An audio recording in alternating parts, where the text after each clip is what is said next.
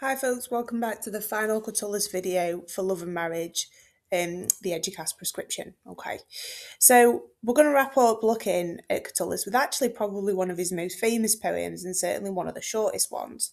A little bit like Catullus 70, today's poem is going to be in elegiac couplets, which we said before merely link it to a genre of poems that are sad love poems.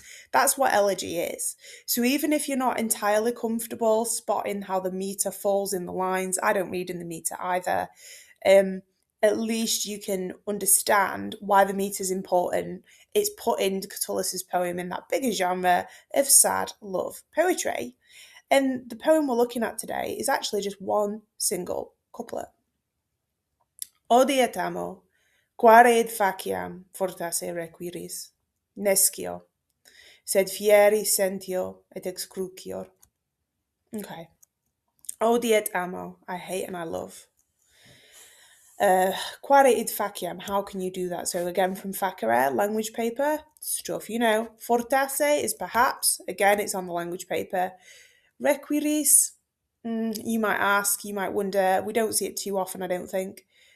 Nescio is a compound. So scio is I know, nescio is I do not know.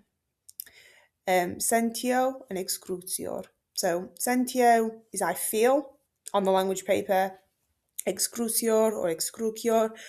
Well, I don't think it's on the language paper, but it's where we get excruciating from. So it's really, really close to the English. I would almost go as far as to say if you could memorise this poem for the exam, it's super short. It would be really, really helpful in a 15 marker because it's really clearly different to Sources on Marriage. And it's really ambiguous. There's lots of different ways you could interpret this poem. So let's have a look at the devices in it. So it starts with antithesis. I've put oxymoron, I hate and I love. It seems like those two things should be mutually exclusive. But in the imagery that we see surrounding surrounding love and relationships, actually it's not really. Like we're going to see, I think with Marshall, love as a battlefield a little bit, and the idea of military imagery with love, that comes up in love poetry quite a lot. The idea of conflicting emotions comes up quite a lot. We have some soft alliteration here, faciam fortasse, so it sounds a little bit defeated. And requiris, we have some direct address to the reader. It also suggests that it's very intimate and conversational. Like you might ask me how it's possible. Like, it's as though the poet's speaking directly to a friend. Nescio, frontline emphasis, I do not know.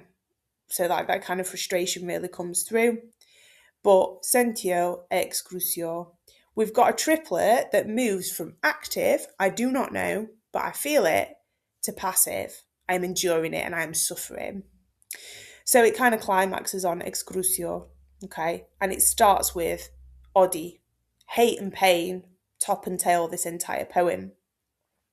And if we look at the overall structure of that, the entire poem here, because it is just the two lines, has a chiastic structure. So a chiasmus, you might remember, is A, B, B, A. I remember it's ABBA. So it's when you have two features as brackets and two features in the centre of that structure, almost like a sandwich, okay? So amo and sentio, I love and I feel, are in the middle. There are B's. Odi and excrucior, I hate and I suffer, are our A's. So the whole poem is a chiasmus. It's like this inversion of expectations. And when you see a chiasmus, that's usually what it's doing. It's twisting or inverting something that you are expecting. So throughout Catullus's poems, most of them have been kind of sad and tempestuous. Like we looked at poem 8 when he speaks to himself, his Miser Catulle. We looked at poem 70, which was also about unrequited love. And poem 85 really kind of is rock bottom in the collection in terms of how sad it is. It's in elegiac couplets. It is just a couplet and it's very, very intense. It also doesn't actually name Catullus or his lover. So again, it's another poem that could be quite relatable and widely applicable to the readers. The different poem, the poem that stands out that you've studied, is poem 5, which is all about the intensity of his love and pursuit for Lesbia.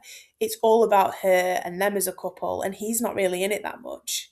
So let us live, let us laugh. He calls her by name and he moves from we just talking about her. When he's upset, he names himself and says he's wretched Catullus.